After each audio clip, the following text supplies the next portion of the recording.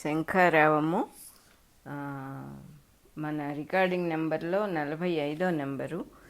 కర్మ సన్యాస యోగంలో 5th చాప్టర్లో 8, 9 శ్లోకాలు ఇప్పుడు చదువుకుంటూ ఉన్నాం. ఈ విధముగా కర్మను ఆత్మతో యోగము చేసినవాడు తానేమియూ చేయుటలేదని గ్రహించును. శరీర ధర్మములు, మనస్సు, ఇంద్రియములు తమ తమ ప్రవర్తనలు చూపుచున్నవని గమనించుట తప్ప అతడేమియూ చేయుట ఉండదు. గుణపముతో మనము రాతిని బద్దలు కొట్టునప్పుడు గుణపమునకు కర్తృత్వం ఉండదు కదా. అట్లే వ్యక్తులు కూడా ప్రజ్ఞయున్న గుణపముల వంటి వారు. కంటికి చూచుట, చెవికి వినుట సహజమైన శక్తులు. అవి వర్తించుచుండుట గమనించి జ్ఞాని శరీరమున కూర్చుండి చూచుచుండును. కంటి ద్వారా మనస్సు చూచుచున్నదని జ్ఞాని గమనించును. తాను చూచుచుంటిని అని అజ్ఞాని అనుకొనును. కనుక దృశ్యము యొక్క మంచి చెడ్డలు వానిని బంధించును. జ్ఞాని ఆకలికి ఆహారము తినుచున్నను, నాలుకకు రుచి బాగున్నను, అది దేహపోషణ సదుపాయమని ఎరిగి వర్తించును. దేహము ఆహారము స్వీకరించుచున్నదనియు జిహ్వకు రుచి వచ్చుచున్నదనియు గమనించుచుండును గాని తన యందు ఆరోపించుకొనడు.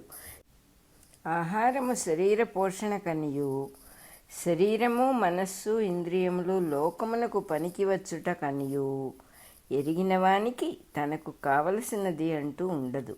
తనకు కావలసినది అన్న భావమే అసత్యము, భ్రాంతి. దాని వలననే దుఃఖము కలుగును. 8, 9 శ్లోకాలు అయిపోయినాయి. ఇట్టివానికి మనస్సు, ఇంద్రియములు, శరీరము తన యందు ధరింపబడును. దీనినే ధారణ అందురు. ఏ ప్రజ్ఞయందు తన మనస్సు ధరింపబడినదో అదియే సర్వాంతర్యామి అయిన ఆత్మ. అది ఒక్కొక్క శరీరమున జీవిగా ప్రారంభించి వ్యాపించును గనుక బ్రహ్మము అనబడును. ఈ పని ఆచరించవలనని గాని దీని ఫలితం ఇట్లుండవలనని గాని అతనికి ఉండదు. ఫలితమును ఉద్దేశించటలోనే పాపపుణ్యములంటును గనుక జ్ఞానికి కర్మాచరణమున్నను పాపమంటదు. చెరువులో నీటిపై తామరాకు తేలుచుండును, తామరాకుపై నీటి బొట్లు తిరుగుచుండును, అయినను తామరాకునకు నీరు అంటదు. అట్లే యోగయుక్తుడైన జ్ఞాని కర్మలయందు వర్తించుచుండును, అయినను అతనిని కర్మలంటవు. 10వ శ్లోకం అయిపోయింది. శరీరముతో కొన్ని పనులు చేయబడును, మనస్సుతో కొన్ని పనులు ఊహింపబడును, బుద్ధితో కొన్ని విచక్షణ చేయబడును, కొన్ని కేవలము ఇంద్రియములచే ఆచరింపబడును. ఉదాహరణకు బరువు మోయుట, పొలము పనులు మున్నగునవి చేయుట మనము శరీరముతో చేసేదము. ఇతరులకు మనకును గల సంబంధములను మనస్సుతో వ్యవహరింతుము. ఇష్టపడుట, ఇష్టపడకుండుట, కామక్రోధములతో వ్యవహరింతుము. ఇది మంచిది, ఇది చెడ్డది అని బుద్ధితో నిర్ణయింతుము. ఆకలి దప్పులు తీర్చుకొనుట, దురద పెట్టినచో గోకుకొనుట మున్నగు వానిని కేవలం ఇంద్రియములే చేయును. ఇంద్రియ కర్మలు, ప్రాణకర్మలు, మనఃకర్మలు, దేహకర్మలు ఎక్కడివక్కడ జరుగుచుండవలనే గాని లోపలనున్న మనం ఆచరింపరాదు. అప్పుడు జరిగిన ప్రతి పనియు ఆత్మశుద్ధికి తోడ్పడును. ఈ మార్గమున యోగి అయిన వాడు ఫలము నుండి విముక్తుడై శాంతి పొందును. ఈ శాంతి మనము ఇతర కారణముల వలన సంపాదించుకొను శాంతి వలె కొంతకాలము వర్తించిపోవునది కాక మన స్వభావమే శాంతమై నిలబడును. ఇట్టి నిరంతరత్వమును నిష్ఠ అందురు. 11వ శ్లోకం అయిపోయింది. మంచి పనులు చేయువారిలో కొందరు లోకమునకు తాము చేసిన పని ఎంతవరకు ఉపకరించెనో తెలుసుకొనుటకు తహతహ పడుచుందురు. పరోపకారము చేయుట యందు నిమగ్నులైన కొందరు లోకము తనను అర్థము చేసుకొనుట లేదని బాధపడుచుందురు. అష్టకష్టాలు పడి కొడుకును చదివించి పెంచి ఒక ఇంటివాణిని చేసి తిని ఇప్పుడు వీడు నా మాట వినుటలేదు, నా మాట వానికి లెక్కలేదు అని సత్కర్మ చేసిన తండ్రులు దుఃఖించుచున్నారు. నా దగ్గర మందు పుచ్చుకున్నచో రోగము తగ్గును కదా, అట్లు చేయక అజ్ఞానము చే కుర్ర వైద్యుల దగ్గరకు వీరందరూ పోయి బాధపడనేలా అని భూతదయగల వైద్యుడొకడు నిత్యము బాధపడుచుండును. నా దగ్గర మంత్రోపదేశము చేయించుకొనచో అజ్ఞానము పటాపంచలగును, సూక్ష్మములో మోక్షము లభించును. ఈ విషయమునెవరు గ్రహింపరెందుకని అని కొందరు గురువులు తాపత్రయపడుచుందురు. ప్రతిఫలమాశింపక ఎన్ని వందల మందికి సహాయము చేసి తిని ఎవ్వరికి నా మంచితనము గుర్తించు బుద్ధియే లేదు. ఈ లోకమునకేమి చేసి ఏమి లాభము? ఇన్ని సంవత్సరములు లోకసేవ చేసి తిని చివరికేమి మిగిలినది అని కొందరు వేదన పడుచుందురు. మంచికి రోజులు లేవు, గొంతులు కోసిన వారినే అందరూ నమ్ముదురు అని మరికొందరు వెష్టపడుచున్నారు. ఆమె చిన్నతనము నుండి నా దగ్గర పెరిగినది, ఉపనిషత్తులు నేర్పి తిని మంత్రోపదేశము చేసి తిని నన్నామె దైవముగా భావించెడిది. కానీ వివాహమైన తరువాత ఆమె మారిపోయినది. నాకన్నా భర్తయే ఎక్కువట. ఏమి లోకము, విశ్వాసమే లేదు అని ఒక స్వాముల వారు ఆపోవును. నాకేమి కావలను? ఈ ఆశ్రమము పెట్టుట, దీని బరువు బాధ్యతలు వహించుట, ఇబ్బందులు పడుచుండుట, దీని ఆదాయమునకు 10 మంది దగ్గర దక్షిణలు వసూలు చేయుట, ఇన్ని తిప్పలు మీకోసమే కదా అని శిష్యులపై ఒక గురువు కోపించును. సత్కర్మాచరణము చేయుచుండియు నిత్యము ఇట్లు దుఃఖపడువారు కూడా ఉన్నారు. వీరి బాధలకు కారణమేమి? సత్కర్మలు చేయువారిట్లు బాధపడవలసిన అగత్యమేమి? దానికొక కారణమున్నది. ఫలములయందు ఆసక్తి కలిగి సత్కర్మలాచరించుటయే కారణము. ఎంత మంచి పని చేసినను ఫలితముపై దృష్టి ఉన్నచో ఈ బాధ తప్పదు. ఈ పని అయినది, ఇది కాలేదు అని దిగులు తప్పదు. కర్మయోగం అభ్యసించిన వానికి ఈ దిగులు ఉండదు. అతడిట్టి సత్కర్మలు ఆచరించినను అవి ఎంతవరకు ఫలించినవి అని చూడడు. ఆచరించుటతోనే అతనికి సంబంధము. అట్టివానినే సన్యాసి అందురు.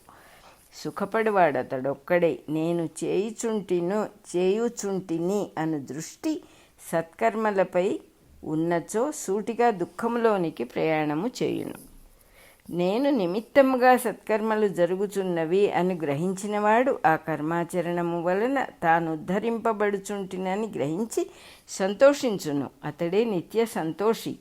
కర్మయోగము లేనివాడు శాంతి పొందక ఫలములయందు చిక్కుకొని బంధము చెందును. దీనినే సంసార బంధము అందురు. స్వార్థత్యాగులు, ధనాదులు విరాళములు ఇచ్చినవారు, మోక్షమునకై పెండ్లి మానినవారు మొదలుకొని అన్ని రంగములలోనూ సంసార బంధమున చిక్కుకొనువారుందురు. కర్మయోగి మాత్రము వివాహితుడైనను వృత్తులలో ఉన్నవాడైనను చిక్కుకొనక నిపుణతతో తన కర్తవ్యము నిర్వహించుకొనుచుండును. అతడు నిరంతర సుఖమును ఆనందమును అనుభవించుచుండును. నిష్ఠ అను పదమునకు సరైన అర్థం అతని జీవితమే. 12వ శ్లోకం అయిపోయింది. మంచి పని అయినా చేయుటకు మనసు పడువాడు, వేడుక పడువాడు దాని ఫలితమునందు చిక్కుకొనును. వేడుక పడక చేయువాడు దైవమును చూచుచూ చేయును. వేడుక తగ్గుటయు ఆసక్తి నశించుటయు అతనికి ఉండవు. అతడు మనస్సునే సన్యసించును, అనగా ఈ పనిని చేసి తీరవలెను అను పట్టుదల ఎంత మంచి పని ఎందు కూడా అతనికి ఉండదు. ప్రయత్నం ఎంత తీవ్రముగానైనా చేయును, కానీ ఆ భావన మటుకు ఉండదు. కానీ మనస్సున అట్టివాడు బాలుని వలె సత్కర్మలతో ఆడుకొనును. ఇక తన సత్కర్మను ఉపయోగించుకొని వారికి ఉపయోగపడును. ఉపయోగించుకొనలేని అహంకారులను చూచి నవ్వుకొనును.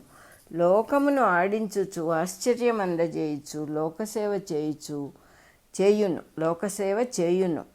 శరీరము మనస్సు పనిచేయుచుండగా తాను లోపల ఉండి చూచుచుండును. అతనికి శరీరమే 9 ద్వారములు గల పట్టణము. అందు కూర్చుండి తానేమియూ చేయడు, చేయించడు. కడుపు ఆకలి పొందినప్పుడు నోరు అన్నము తినును, చేయి తినిపించును, మనస్సు సిద్ధపరచును, జిహ్వ రుచులు ఆనందించును, తాను కూడా చూచుచుండును. అట్లే ఇతరులకు ఉపయోగించు సత్కర్మలును. అట్టివానికి శరీరము మనస్సు ఇంద్రియములు తాను కాదని తెలియను. తాను అన్నిటి యందు నిండి ఉన్నాడు, కానీ అందేమియూ తాను కాడు. ఆభరణములతో బంగారము నిండి ఉన్నది. బంగారము మాత్రమే ఆభరణములు కాదు. అట్లే సన్యాసి అయిన కర్మయోగియును. 13వ శ్లోకం అయిపోయింది. సర్వాంతర్యామి అయిన భగవంతుడు ఎవ్వరికి తాము చేయు పనులయందు కర్తృత్వం ఉంచలేదు. కర్మఫలములు సృష్టించలేదు. కర్మఫలములు పొందించలేదు. ఈ రహస్యము తెలుసుకొనిన యోగి భగవంతుడే అగుచున్నాడు.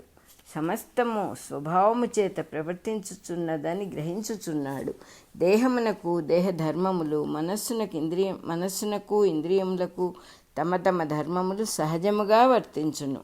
అట్టి దేహము జీవుని కొరకు, జీవుడు జీవుల పరస్పరత్వము కొరకు, జీవులు సర్వాంతర్యామి కొరకు ఏర్పడినవి. ఇందు దేనికిని ప్రత్యేకమైన విలువ లేదు. అట్లే తాను ఆచరించు సర్వకర్మలును ఏ పని జరిగినప్పుడునూ దాని నుండి ఏ పాపమును తాను అంటించుకొనడు. కారణమేమనగా తన చేతుల మీద జరుగుచున్న పనులు కూడా తన ద్వారా జరుగుటయే గాని తన వలన జరుగుటలేదు కదా. అవి జరుగుటకు తన చేతులు, కాళ్ళు, మనస్సు, ఇంద్రియములు వినియోగపడుటయే గాని తాను ఆచరించుట లేదు కదా. 14వ శ్లోకం అయిపోయింది. పాపం ఎప్పుడు అంటదో అప్పుడే సత్కర్మల పుణ్యఫలము కూడా అంటదు. పుణ్యము కొరకు సత్కర్మలను ఆచరించు వారికి పాపమంటి తీరును. కొన్ని సంవత్సరములు పరోపకారము చేసిన వారు తమకు కష్టములు కలిగినప్పుడు నా ఎంతటి పుణ్యాత్మనకు కష్టము లేల కలుగవలెను, నేనేమి పాపము చేసి తిని అని బాధపడుచుందురు. తాము చేసిన పుణ్యములకు ప్రతిఫలముగా దైవము మెచ్చి కష్టములు రాకుండానట్లు కాపాడవలెనని లోపల చిన్న కోరిక ఉండును. దాని వలన దుఃఖము కలుగును. కొందరు దేశభక్తులు, ఆధ్యాత్మిక గురువులు, నాయకులు వారి లోకసేవలో తమ భార్యాబిడ్డలను లెక్క చేయక గాలికి విడిచిపెట్టుదురు. వారి దారాపుత్రులు దిక్కులేని వారుగానో, క్రమశిక్షణ లేని దుండగిడులుగానో తయారగుట మనము చూస్తున్నాము. నా వారిని మమకారం ఉండరాదు కనుక వారిపై ప్రత్యేకముగా మేము శ్రద్ధ చూపలేదు అని వారి వాదము. వారి లోకసేవ సత్యమైనచో తమ దారాపుత్రులు కూడా లోకులే కదా. తన్ను ఆశ్రయించుకొని తనకు సేవ చేసిన వారి ఎడల వైరాగ్యమును పేర నిరాదరణ చూపుట క్రూరత్వము, అవిశ్వాసము కాదా అది? ఇంతకును కారణమేమనగా కొందరికి ధనలోభమున్నట్లు, కొందరికి స్త్రీలోభమున్నట్లు, కొందరికి తీరని కీర్తిలోభముండును. దానివలన ఇట్టి దురంతములు జరుగుచుండును. కర్మయోగం అభ్యసించిన వానికి సత్కర్మల పుణ్యము కూడా అంటదు. వారు సత్కర్మలు చేయునది చిత్త సంస్కారమునకు కానీ పుణ్యము మూటగట్టుకున్నటకు కాదు, లోకమును ఉద్ధరించుటకు అంతకన్నా కాదు. తమ ద్వారా లోకమును ఉద్ధరించున్నది సర్వాంతర్యామియే గాని తాము కాదని తెలిసిన వారు. వివేకానందులు ఒకమారు ఒక శిథిలమైన అమ్మవారి దేవాలయమును చూచెను. చాలా దుఃఖావేశము చెంది, తల్లి, నీవు ఎండకు వానకు గురి అయి అనాదరించబడుచున్నావు. నేను వెంటనే నీ ఆలయమును ఉద్ధరించేదను, ఇట్టి ఆలయములన్నిటినీ ఉద్ధరించేదను అని తలచెను. ఇంతలో దేవి అనుగ్రహమున సత్యము గోచరించినది. వెంటనే ఇట్లా అనుకొనెను, ఈ మాత్రము దేవికి తెలియదా? ఇది నాకు పరీక్ష గాని దేవతకు దిక్కులేక కాదు. ఎవరి చేత ఈ సత్కర్మమును ఆచరింపజేసి వారి జన్మ ధన్యము చేయదలచినదో ఆ తల్లి మనకేలా, మనకు ఆజ్ఞ అయినది మనకు సాధ్యమగును. దానిని ఆచరించుటలో క్షణమైనను వ్యర్థము చేయను. ఇట్లు భావించి అడ్డుదారులు పట్టక తన కర్తవ్యము వైపునకు సాగిపోయాను. కనుక మన ద్వారా సత్కర్మలు ఆచరింపబడుట మన ఉద్ధరణకే గాని లోకోద్ధారణకు కాదు. కర్మయోగ సిద్ధునకు పాపపుణ్యములు అంటవు. 15వ శ్లోకం అయిపోయింది. మన 45వ నెంబర్ కూడా అయిపోయింది రికార్డింగ్లో.